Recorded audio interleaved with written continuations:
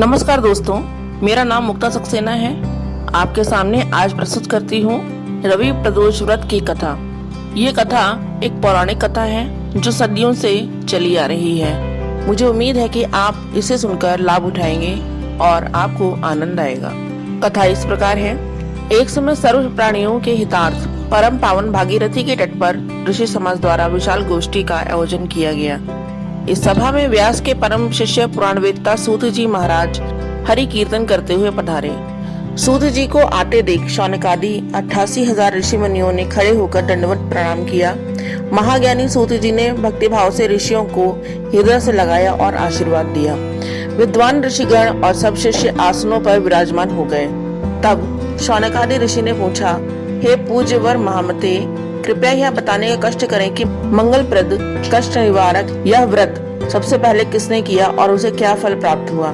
श्री सूत जी बोले, आप सभी शिव के परम भक्त हैं। आपकी भक्ति को देखकर मैं व्रती मनुष्यों की कथा कहता हूँ, ध्यान से सुनो। रवि प्रदोष व्रत कथा इस प्रकार है। एक गांव में अतिदीन ब्राह्मण निवास किया करता था। उसकी साध्वी स्त्री प्रदोष व्रत किया करती थी। उसे एक ही पुत्र रत्न था। एक समय की बात है, वह पुत्र गंगा स्नान करने के लिए गया। दुर्भाग्यवश मार्ग में चोरों ने उसे घेर लिया। वे कहने लगे कि हम तुम्हें मारेंगे नहीं, तुम अपने पिता के गुप्त धन के बारे में हमें बतला दो। बालक दीन भाव से कहने लगा कि बंधुओं, हम अत्यंत दीन दुखी हैं, हमारे पास धन कहाँ है। तब चोरों ने कहा कि तेरी इस पोटली में क्या बंधा है। बालक ने निसंकोच कहा कि मेरी माँ ने मेरे लिए रोटियां दी हैं। यह सुनकर चोरों ने अपने साथियों से कहा कि हे साथियों, यह तो बहुत ही दीन दुखी मनुष्य है, अतः हम किसी और को लूटेंगे। इतना कहकर चोरों ने उस बालक को जाने दिया। बालक वहां से चलते हुए एक नगर में पहुंचा। नगर के पास एक बरगद का पेड़ था। वह बालक उसी पेड़ के वृक्ष की छाया में सो गया। उसी समय उस नगर के सिपाही चोरों की खोज करते हुए उस बरगद के वृक्ष के पास पहुंचे और बालक को चोर समझकर बंदी बना लिया और राजा के पास ले गए। राजा ने उसे कारावास में बंद करने का आदेश दिया। उधर ब्राह्मणी का लड़का जब घर नहीं लौटा, तब उसे अपने पुत्र की बड़ी चिंता हुई।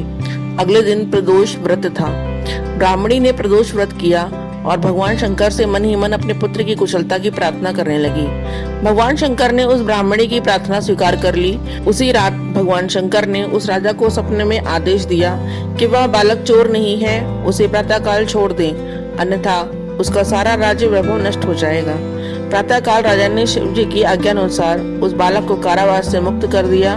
बालक ने अपनी सारी कहानी राजा को सुनाई। सारा वृत्तांत सुनकर राजा ने अपने सिपाहियों को उस बालक के घर भेजा और उसके माता पिता को राज दरबार में बुलाया। उसके माता पिता बहुत ही भयभीत थे। राजा ने उन्हें भयभीत देख के कहा कि आप भयभीत ना हो, आपका बालक निर्दोष है। राजा ने ब्राह्मण को 5 गांव दान में दिए, जिससे कि वे सुख पूर्वक अपना जीवन व्यतीत कर सकें। भगवान शिव की कृपा से ब्राह्मण परिवार आनंद से रहने लगा। अतः जो भी मनुष्य रवि प्रदोष व्रत को करता है, वह सुख पूर्वक और निरोगी होकर अपना पूर्ण जीवन व्यतीत करता है। धन्यवाद।